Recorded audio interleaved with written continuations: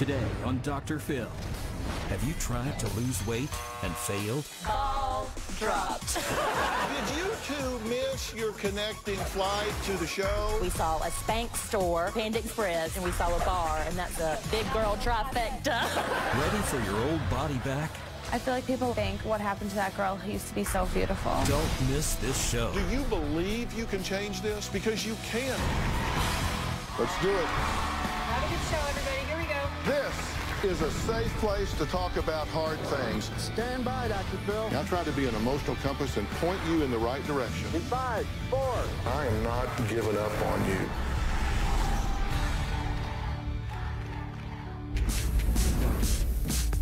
Dr. Phil. I need help. Losing weight. I have tried diets after diet. I am fed up and I am desperate for your help. Please, Dr. Phil, help me get rid of my jiggle so I can sizzle. Woo! I'm ready to marry my best friend, but I need your help to lose this weight. Please help me lose this weight. Can you help me? I need help. Oh, can you help me? Help me, Dr. Phil. Please help me. Help me, help me, help me, Dr. Phil. Are you just like them? If so, you are not alone. But let me tell you, today is a changing day in your life because all that's going to stop right here, right now.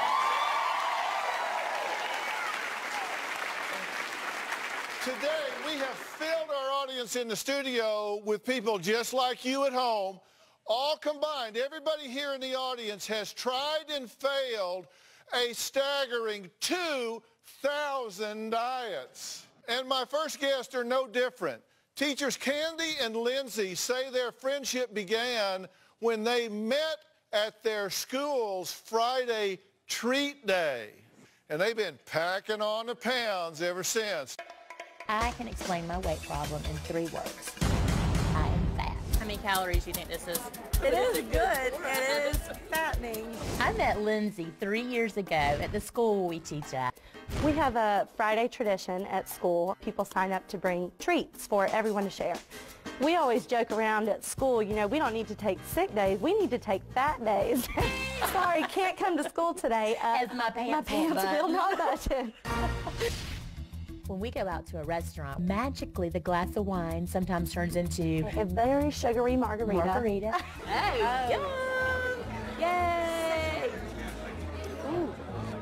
I could bathe in that. And I am a champ at losing weight, but I am a world-class record-holding champ at gaining it all back. I could just take the bread and go ahead and put it directly on my ass. We're not friends that go running together unless it's a beer run.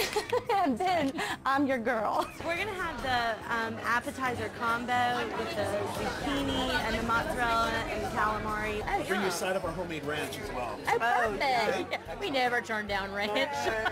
Our friendship isn't based on food. It's just something we share, and the weight loss struggle is something we both share too. It's not the food that we share, because I don't share. Hashtag big girl problems. Let me get this right. Did you two miss your connecting flight to the show because you were drinking beer and eating at Panda Express at the airport? Ball dropped. We saw a Spanx store. We had to go in there. We saw Panda Express, and we saw a bar, and that's like the big girl trifecta. Hashtag big girl problems. Oh my God! It's all of them right there. Have I got an uphill battle here? Yeah. Okay, so what the hell is Fat Girl Day? When you have to call into work and call a we're both teachers, so we have to call a substitute because we can't get our pants to button.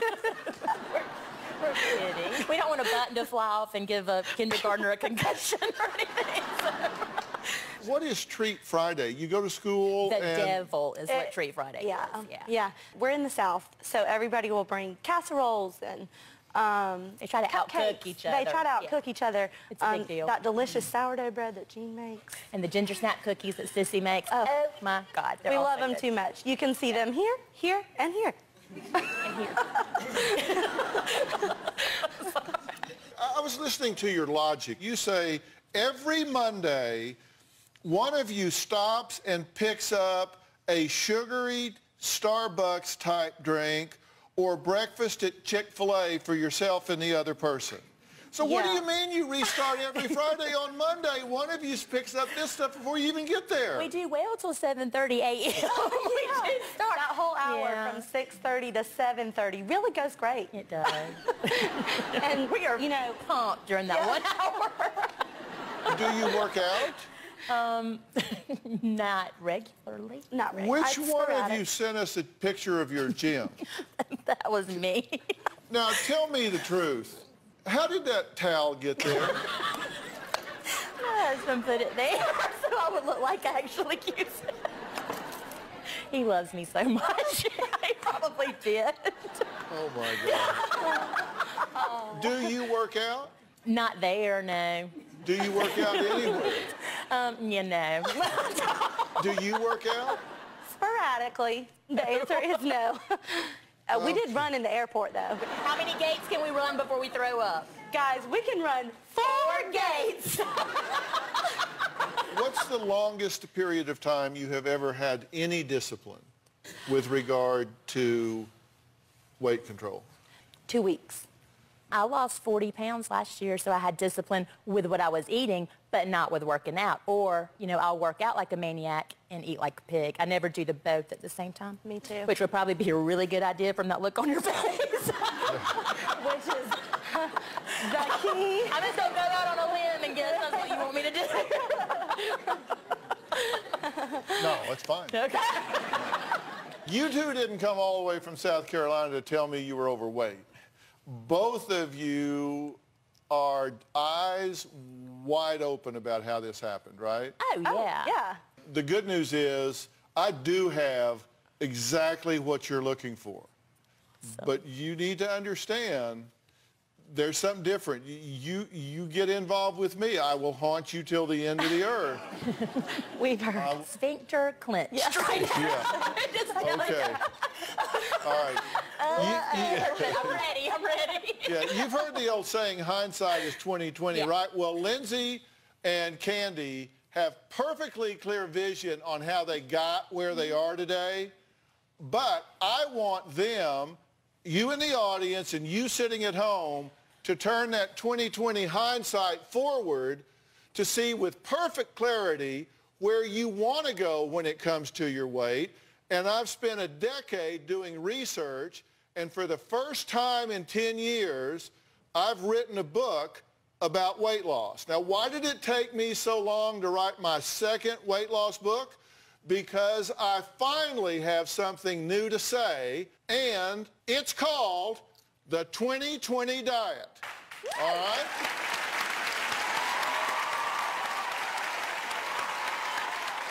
What's that mean, and how is it going to change your life? Well, I'm going to tell you after the break.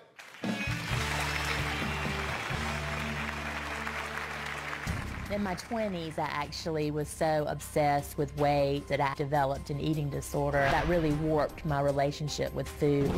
My weight issues didn't start until college. Some of my sorority sisters would talk about my weight. The girls actually had a Facebook group where they would post negative things about my body that was really hurtful to me.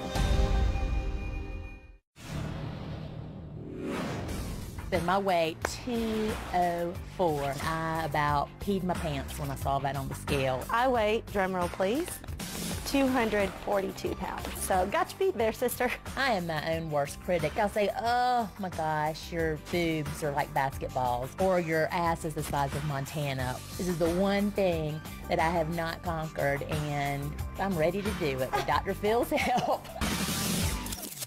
Now, when I did this book, The 20/20 Diet, we conducted a national survey as part of the book. We did it on our own and discovered that nearly half of those people that lose weight gain 100% of the weight right back. That needs to stop today. Now, before the break, I told you I've written a book called The 20/20 Diet. Turn your weight loss vision into a reality. 20 key foods to help you succeed where other diets fail. I wanted to give a clear vision and a doable plan on how to get you what you want. It's full of emerging research and theories designed to get you where you really need to go. Here's what the 2020 diet is going to do. I want to give you 20 foods for 20 days that are going to do something that's going to increase your body's thermogenesis. There's really emerging research that says you can eat these foods that increase your burn rate, that can help you feel fuller when you eat, and that have a time release effect. I looked at your excuses. We found that nearly 40% of the people said that lack of willpower is the top reason they fail. You say ice cream is calling your name from the freezer. You can hear it. You can hear it calling your name, right? So that means if I'm going to do something that works, I've got to figure a way to deal with the cravings. You also said you hate dieting because you get bored. Yeah. Okay? So when I look at the rebellion triggers, why people rebel against diet, boredom is a huge one. Temptations, a huge one. And you do that. You know, we've had fun here, but the truth is both of you know you hide behind humor, right? Oh, yeah. Yeah. Now, these friends not only share a love of Chick-fil-A and strong margaritas, they also share a much deeper connection. And it's the reason behind all the humor and laughter. I experienced my first diet when I was 10 years old. I can just remember my mom always saying, you know, you're such a pretty girl, but if you would just lose 5 pounds, you would be beautiful. In my 20s, I actually was so obsessed with weight that I developed an eating disorder that really warped my relationship with food. I'm tired of weight and body image even being an issue. I do use humor to cover things up and to make myself feel better and make it seem like it's not that big of a deal. My weight issues didn't start until college. Instead of packing on the freshman 15, it was like the freshman 50. Some of my sorority sisters would talk about my weight. The girls actually had a Facebook group about me where they would post negative things about my body. I would see a sketch of me with a arrow pointing to my spare tire that was really hurtful to me. After college, I gained 70 pounds, and now I'm up 90. It feels like I'm in a body that's not mine. If you had told me you're going to be on Dr. Phil talking about how much weight you need to lose, I would say, you're crazy, I'm hot. And now I'm saying, Dr. Phil, help, I'm not. People have said things in both of y'all's past that hurt you, right? Oh, yeah. And, you know, I make cards, just kind of summary cards to be sure there's things I don't forget. They're called my blue cards. And they're cleverly called that because they're blue. And this is yours. And I wrote down Facebook group dedicated to making fun of me. And what did I write down next to it? Bitches. Bitches. But you know what you did? You took over for them. You started repeating it in your mind. They were making fun of you, and you started making fun of you. And you never quit. And you started making fun of you. And you never quit. And you laugh. So much comedy comes from pain. Amen. And there's power in language. And the things you guys say to yourselves is important because there is such a connection between self-image and body image. And when your body image goes down, it pulls your self-image with it. It shouldn't be that way. You're not a worse person because your body image is not exactly like you want it to be. It shouldn't go together, but it does. And then you cheat everybody in your life. We were talking about and you both know you have a bad internal dialogue. Well, I want you to both listen to what my next guest says about herself. She refuses to have the wedding of her dreams. She refuses to walk down the aisle with the man of her dreams because she says she doesn't deserve it. And that's why I am so motivated to write this book and to change your life and every one of you. I want to give you the power to change all of this. We're going to meet her after the break, and you guys are going to listen with both ears.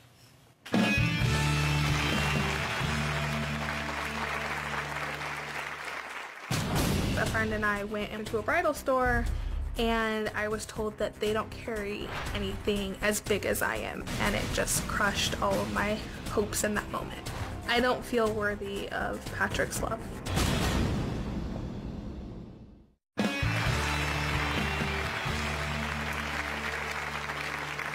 Well, the holiday season is here, and all of you know what that means. Delicious food and weight gain. You know, you gain like 50, 60% of the weight you gain the entire year in the next few weeks. It also means that when this season ends, diet season begins. Well, my next guest, Kate, is no stranger to looking for a quick fix.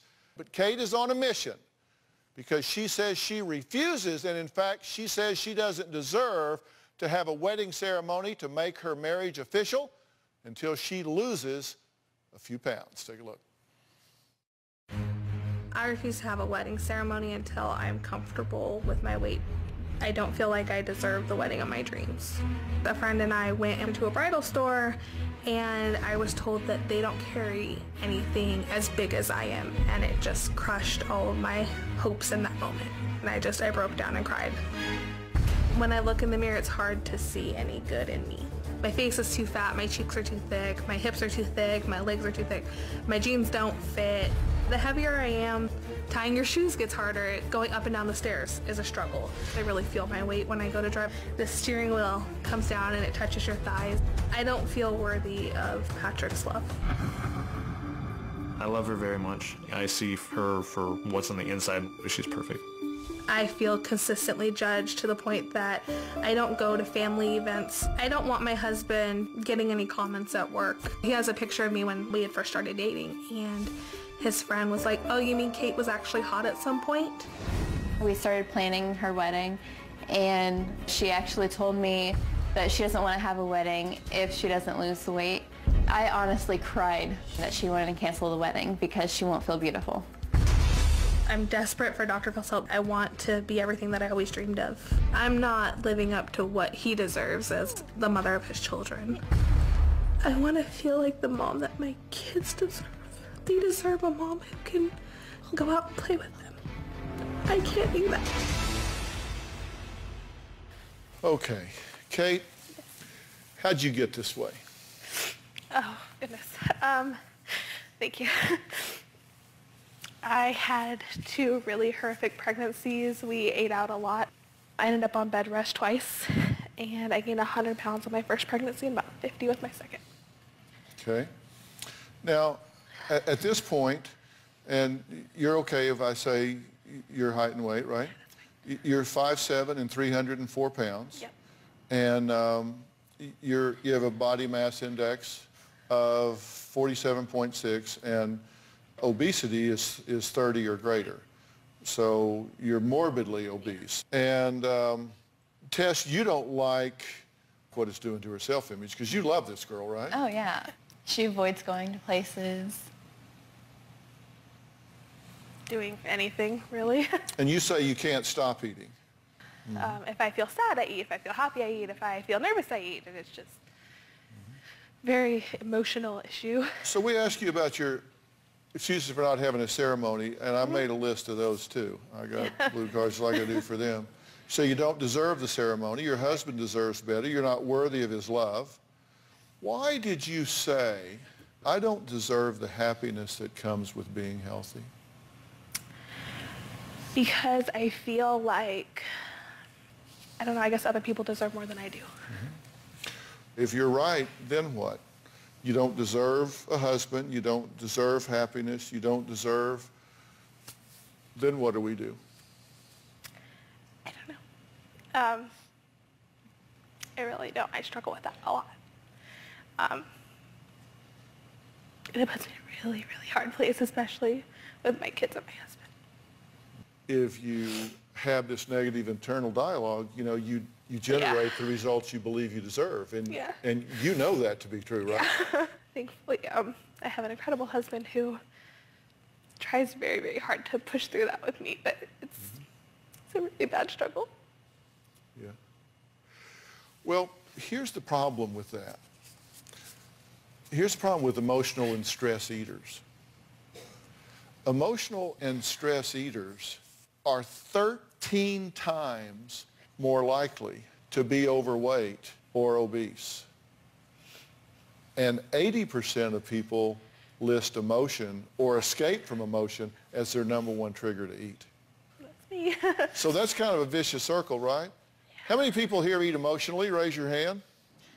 See, you're not alone. See, it all comes together. You know, I said this is the second book I've written about weight management, and the other one was The Ultimate Weight Solution, and I wrote like 10 years ago.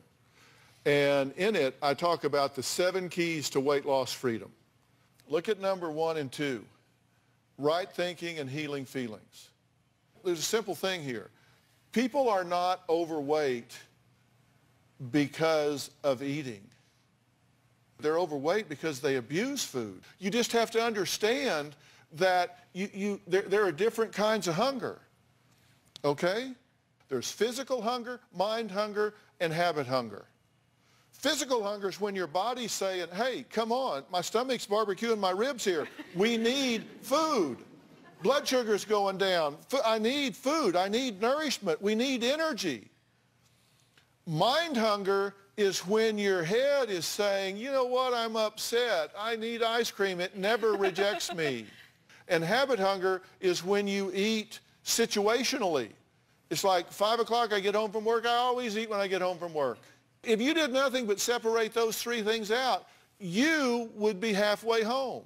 I'm going to give you 20 foods for 20 days that are going to change the way you deal with food. But you've also got to get your thinking right. You got to get your mind right. We got to heal your feelings. Okay, we're going to talk about that. And in the meantime, be thinking about where and when you have heard somebody say something to you or about you that stuck with you. Plus, they each say they dropped their pounds and their excuses using a 20/20 diet. Can they inspire Kate to do the same? All of that and more when we come back.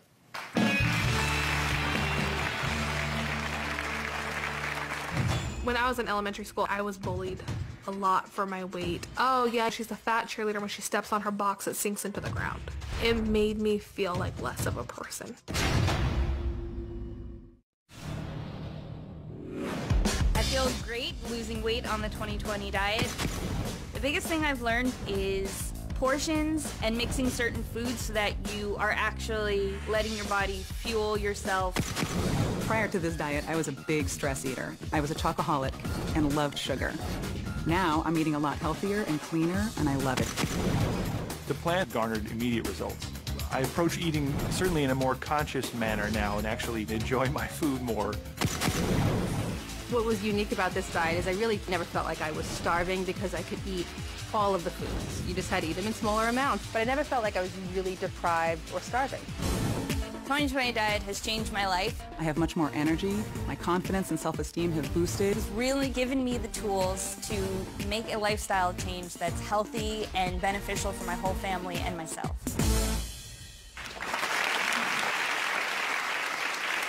I am proud of those results, and although all the pounds dropped and inches lost are great, it's the return to health for the 20/20 diet test group that has me most excited. And we're going to talk to a couple of those success stories in just a bit. But first, in order to get where you're going, it's critical to drop the negative baggage from where you've been. Now, no one needs to do that more than Kate. Take a look. When I was in elementary school, I really kind of started to chunk up. I was bullied a lot for my weight. Being told I was fat when I was ugly. Oh yeah, she's a fat cheerleader. When she steps on her box, it sinks into the ground. It made me feel like less of a person. I lost friends because I didn't fit the mold of what everybody in the group looked like. I was too overweight to be friends with people. I think I use my weight as a shield to protect myself from getting hurt. It's a lot of years of emotional buildup. Okay, you know, here's the thing. It's astounding how people can say things that stick with you and have such a lasting effect on how you feel about yourself. And we have what are called automatic thoughts in our mind. You know what I mean by automatic Yeah. thoughts? What? They're the ones that just come up out of nowhere, the ones that have stuck with you, that give you how you sort of feel about yourself. They just come up. Yeah. But what you don't know is how often they can come. Like you might hear a bully say something to you one time, and you might actually repeat that to yourself neurologically 10,000 times a day for your entire life, like a tape playing in your head over and over and over until it just indoctrinates you. And you've got to turn your ear inward and hear those things. And you think, why are you talking about this with a diet book? Because I don't want you to lose weight. I want you to lose weight and keep it off. I want you to lose weight and gain confidence. I want you to lose weight and gain wisdom. I want you to do this the right way one time so you get it off and keep it off. So you've got to do that. And so I've got to change your thinking. Do you think you can change this?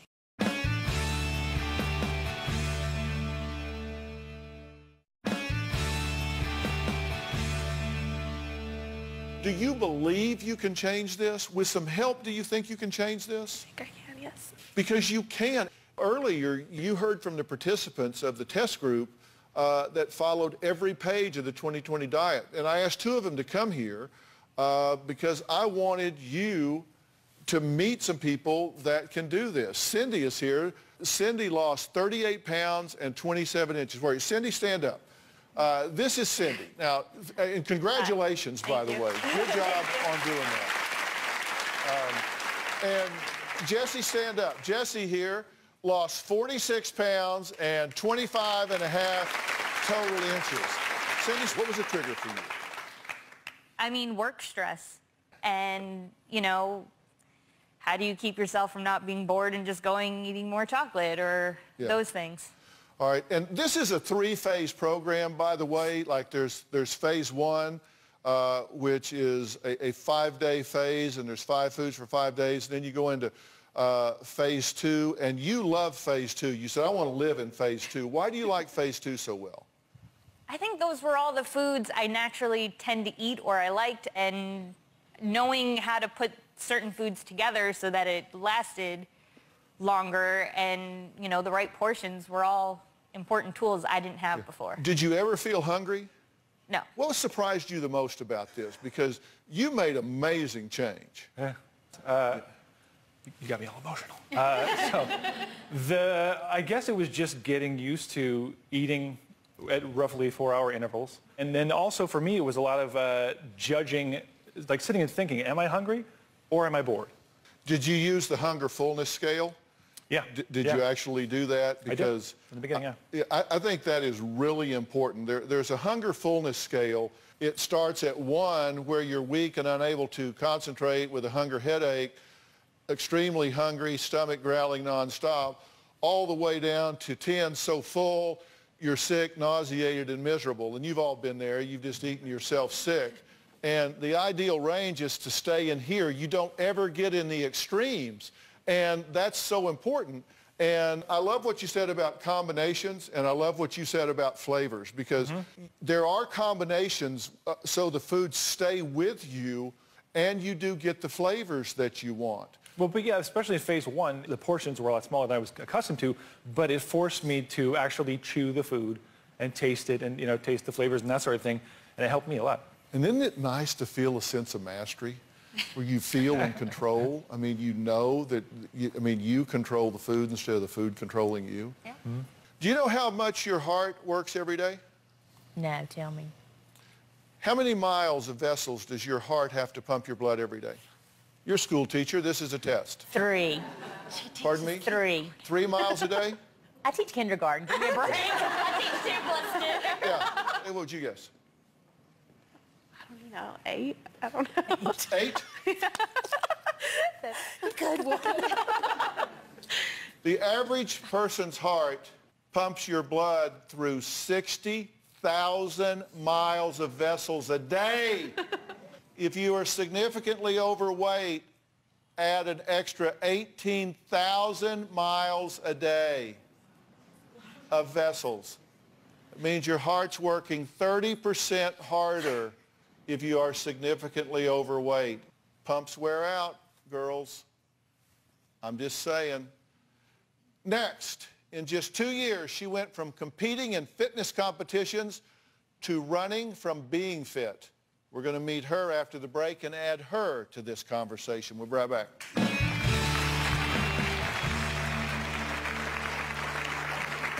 I feel like people look at me and think, what happened to that girl who used to be so fit and beautiful? I can't really look at the competition photos anymore. I have gained 60 pounds since the competition.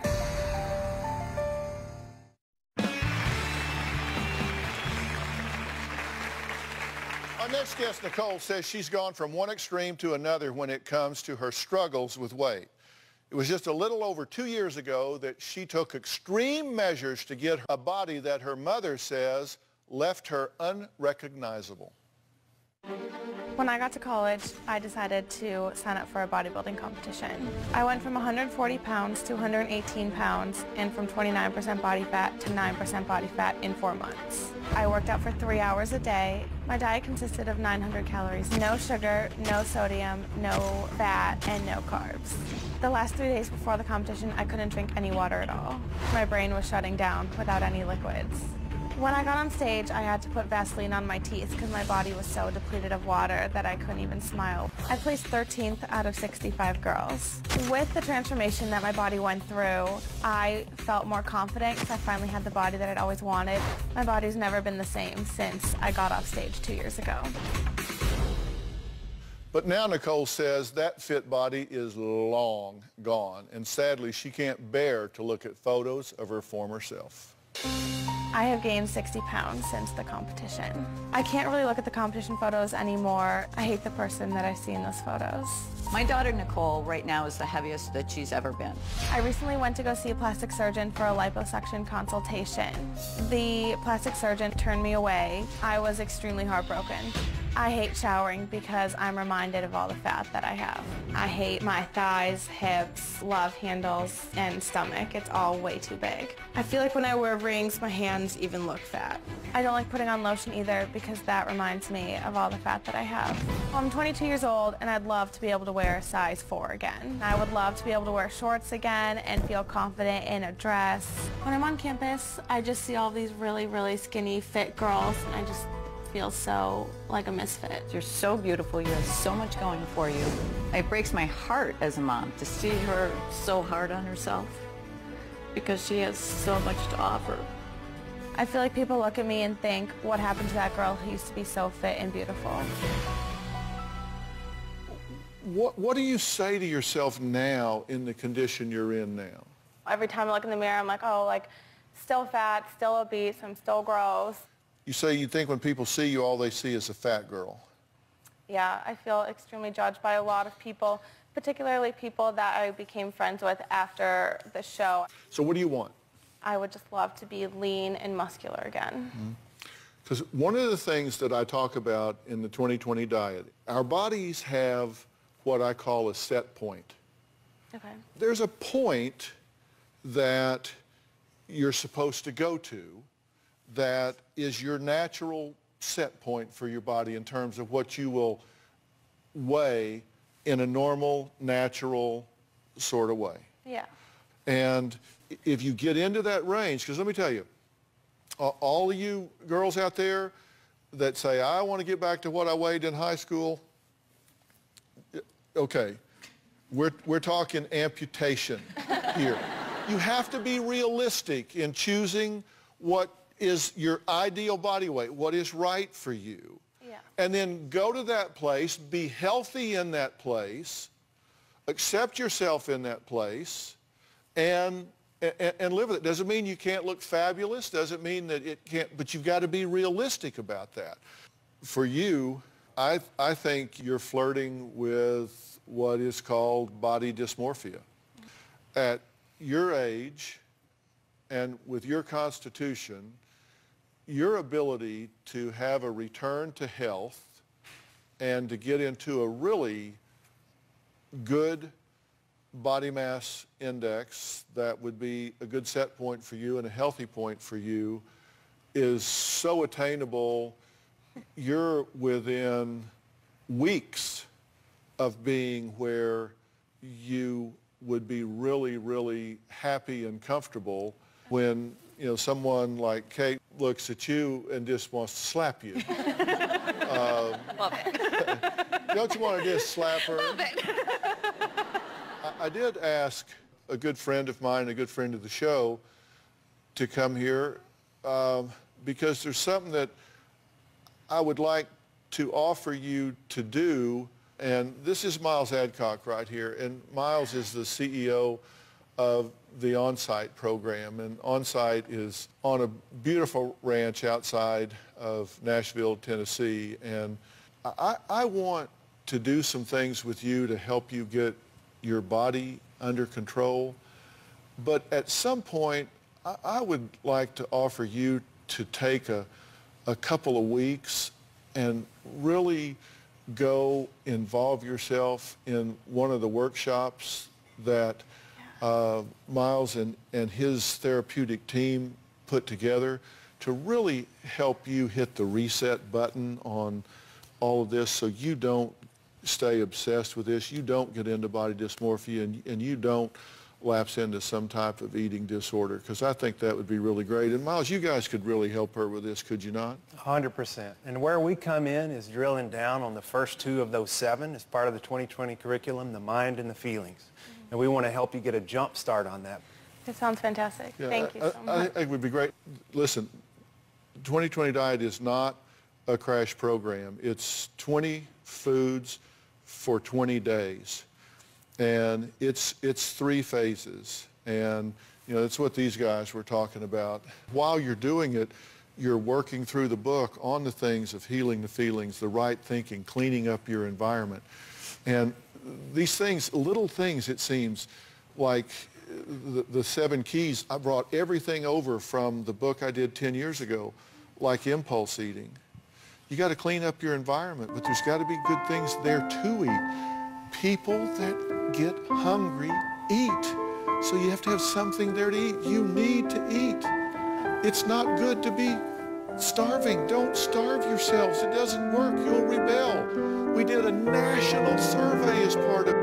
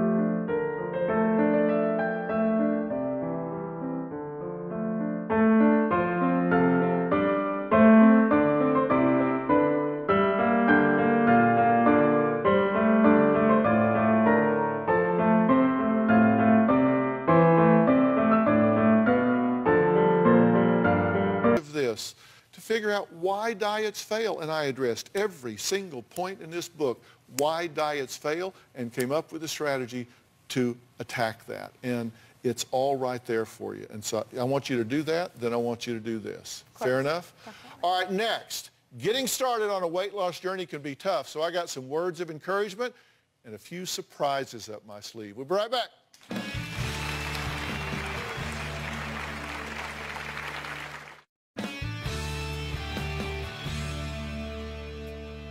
I believe we can create moments in time in which all things wrong can be made right. All of my guests today are starting on my 2020 diet today, and we're going to be checking in with them periodically to see their progress. And believe you me, you are going to see progress. you are going to see progress. Progress, progress, progress, progress. You are going to see progress. Because a lot of the 2020 foods can be made into smoothies. I want you guys that are going to start on this to have a Nutri Ninja and Ninja Blender. The Ninja Blender Duo has tons of power and can crush through ice and whole foods in no time and maintains all the nutrition, okay? The Auto IQ T technology remembers how you like your shake, so with the push of the button, it'll blend it the way you like it every time. And so you can keep track of your fitness. I want all of you to have a Polar Loop activity tracker, which is worn on your wrist, and it tracks your activity 24/7. From sleeping to running, it knows what you're doing, and so will I. And it provides guidance and motivation to reach your activity goals. The 2020 diet is not about the numbers, but so you can keep track of your progress. I want everyone to have a Taylor Smart Scale. It not only measures your weight, but also estimates body fat, water percentages, and muscle mass. I'm going to give that to you four and everybody in the audience. Okay?